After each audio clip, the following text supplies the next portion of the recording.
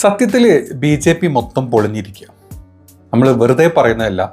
നമ്മുടെ BJP പാർട്ടിയും BJP പാർട്ടിയുടെ അണികളും നേതാക്കന്മാരും ഒക്കെ യാസനം പൊള്ളിഞ്ഞിരിക്കുന്ന ഒരു അവസ്ഥയിലാണ് ഇപ്പോൾ ഉള്ളത്. ഈവൻ നമ്മുടെ നാട്ടിലാണെങ്കിലും അതുതന്നെയാണ് അവസ്ഥ. ഓരോ ചാനലിൽ പോയിരുന്ന് BJP നേതാക്കൾ കഷ്ടപ്പെട്ടിട്ട് വെളുപ്പിച്ച് മെഴുക്കാൻ നോക്കുന്ന പല കാര്യങ്ങളും കാണുമ്പോൾ നമുക്ക് ഈ TV കാണുന്ന അല്ലെങ്കിൽ ആ വാർത്തകൾ കാണാൻ നമുക്ക് പുച്ഛോ ചിരിയോ ഒക്കെ നമുക്ക് വരാറ്. അതങ്ങനെയാണ്. ഈ BJP സംഘികൾ മാത്രമല്ല, അല്ലാത്ത ആളുകൾ പോലും, ഈവൻ സംഘികൾ പോലും അത് കാണുമ്പോൾ നാറ്റക്കേസായല്ലോ, അല്ലെങ്കിൽ ഒരുമാതിരി കള്ളനെ പോലെയുള്ള ആൾക്കാർ ഞങ്ങളെ നോക്കുന്നത് എന്നുള്ളൊരു അവസ്ഥയിലാണ് ഇപ്പോൾ ഉള്ളത്. ഈ ബീഹാറിൽ ഇപ്പോൾ നടക്കുന്നത് നമുക്ക് എല്ലാവർക്കും അറിയാം അല്ലേ.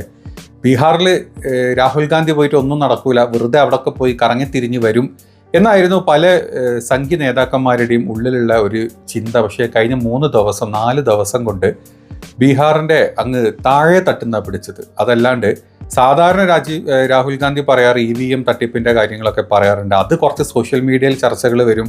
കോടതിയിൽ എവിടെയെങ്കിലും പോയി കഴിഞ്ഞാൽ ഈ പറഞ്ഞ ഗോദി മീഡിയയിലും അല്ലെങ്കിൽ ഗോദി കോടതികളിലും അതുപോലെ തന്നെ ഗോദി ഇലക്ഷൻ കമ്മീഷനും ഒക്കെ അത് തേച്ച് മാച്ച് അങ്ങ് ഒന്നുമില്ലാത്ത അവസ്ഥയിലെത്തും. പക്ഷേ ഇപ്രാവശ്യം പൊള്ളിയത് സാധാരണ ജനങ്ങൾക്കൈപ്പ് തൊട്ടത്, അതായത് കളവ് കാണിക്കാൻ വേണ്ടി തൊട്ടത് സാധാരണ ജനങ്ങളുടെ സാധാരണ വോട്ടിലായിപ്പോയി. ഒരു ജനാധിപത്യ രാജ്യത്ത് ഒരു പൗരൻ്റെ ഏറ്റവും മൗലിക അവകാശമായിട്ടുള്ള വോട്ടിലായിപ്പോയി നമ്മുടെ BJPയുടെ കള്ളക്കളി എല്ലാം നടന്നത്. അത് പുറത്തോട്ട് വിത്ത് തെളിവ് വരികയും ചെയ്തു. അതിനെ ന്യായീകരിക്കാൻ വന്ന BJP നേതാക്കളാണെങ്കിൽ മെഴുകി തോറ്റ് പത്തിമടക്കി തിരിച്ചോടി.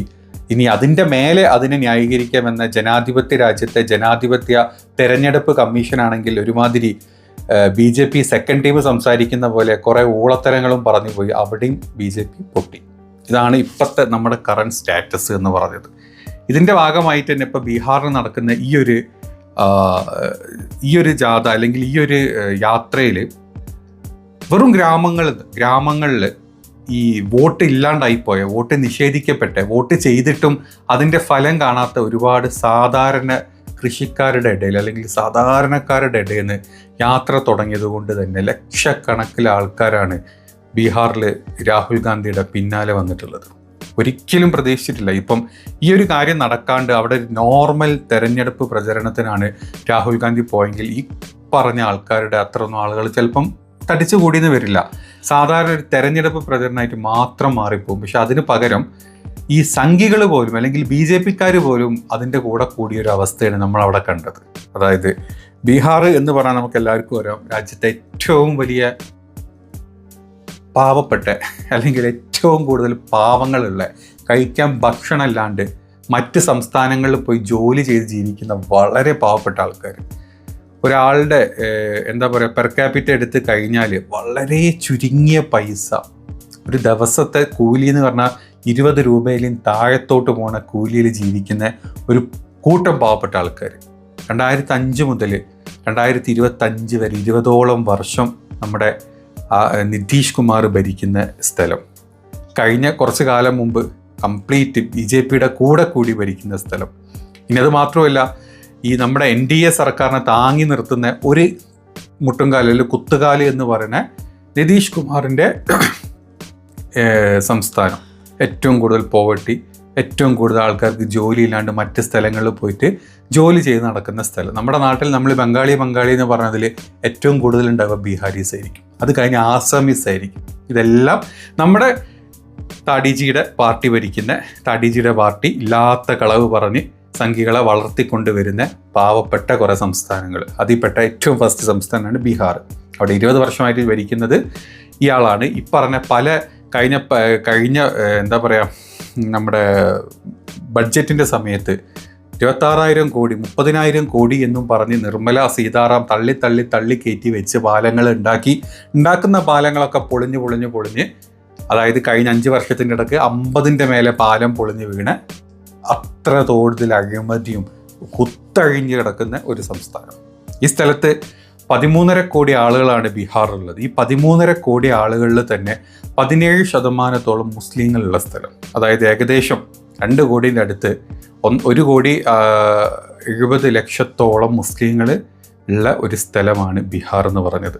ഇപ്രാവശ്യത്തെ SIR ലിസ്റ്റ് വന്നപ്പോഴേ, ഈ ഇൻറ്റൻസീവ് റിവിഷൻ ലിസ്റ്റ് വന്ന സമയത്ത് 65 ലക്ഷത്തോളം ആളുകളുടെ വോട്ട് കട്ട് ചെയ്ത് കളഞ്ഞ സ്ഥലം, നമ്മുടെ നമ്മുടെ താടിജിയുടെ പാർട്ടി കട്ട് ചെയ്ത് കളഞ്ഞ സ്ഥലത്തിൽ 22 ലക്ഷം ആൾക്കാർ മരിച്ചതായിട്ടും 34 ലക്ഷം ആളുകൾ അവിടെ സംസ്ഥാനം വിട്ടുപോയവരായിട്ടും കണക്കാക്കിയ സ്ഥലം.